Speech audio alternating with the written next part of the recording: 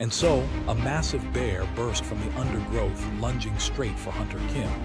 He raised his shield at the very last moment, the impact twisting the beast's claws grotesquely. The counter left the creature exposed perfectly. With one clean, brutal swing of his axe, Kim brought the beast down. And from there, he cut through the entire sleuth of bears, one after another, until the forest fell silent. The other hunters erupted with praise, excited by just how effortlessly he handled the threat.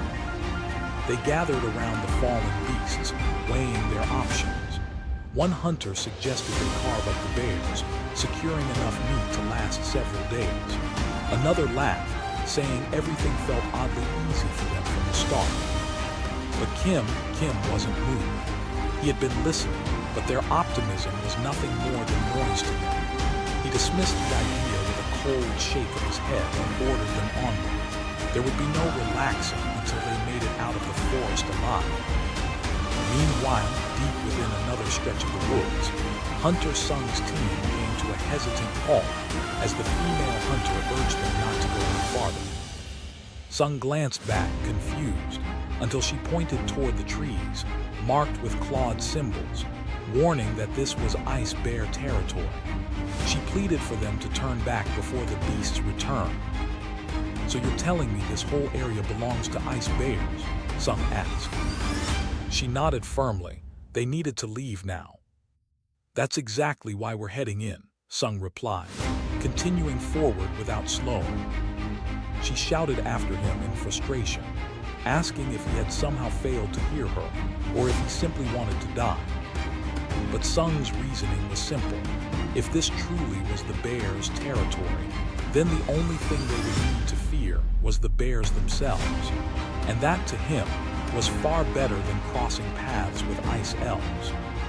The revelation left the woman stunned for a second. "Why didn't I think of that?" she murmured. Sung looked her up and down. "Aren't you cold wearing that?" Without making a big deal of it, he pulled several winter jackets from the system inventory and handed them out. The hunters stared, astonished. Magic storage was normally limited, but Sung had drawn out enough coats for the entire team. "Mister, who are you really?" Songi asked quietly. Sung gently patted her head. He told her she was his responsibility, because he was the one who brought her into the dungeon. "But don't ask me anything," he said. Then he pointed to the rest.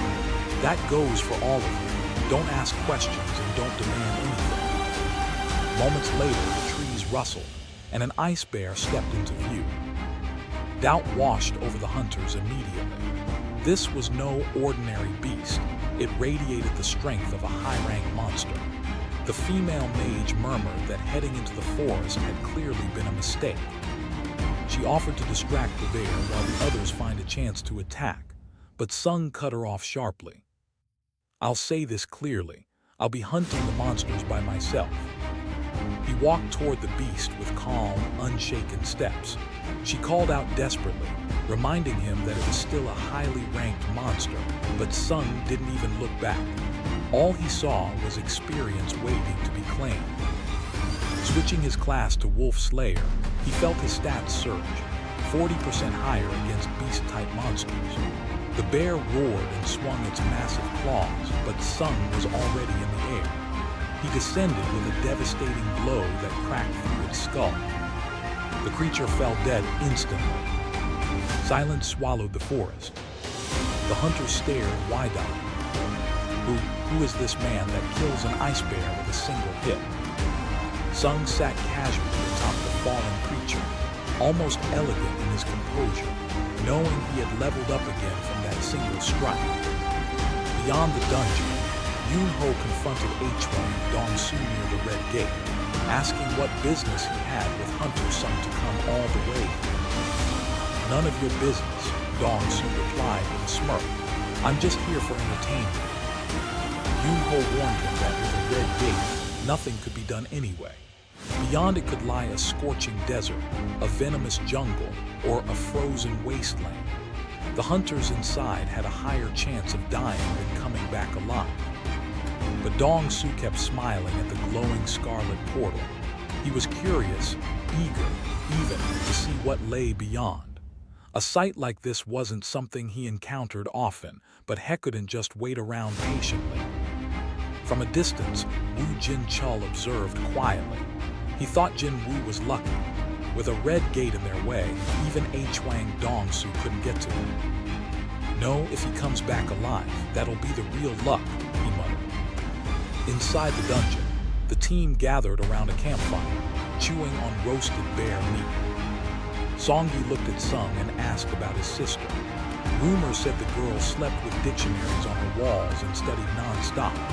But Sung laughed, saying she was like any other girl. She loved to play, sleep, and eat fried chicken.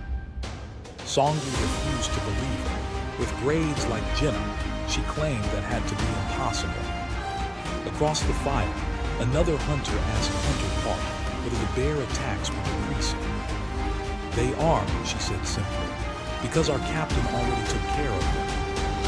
A moment later, Sung rose and casually announced he had to go exercise after eating. The hunter stared at him, baffled. Who in the world exercises in a dungeon? Later, he hung from a tree branch, powering through sitters. He had left camp only to avoid being thrown into the penalty zone for missing his daily quests. Once those were complete, he headed out to hunt. Before long, he stood face to face with a massive sleuth of ice bears. He raised his hand and summoned his army of shadows. This was their first mission since the day he earned the skill.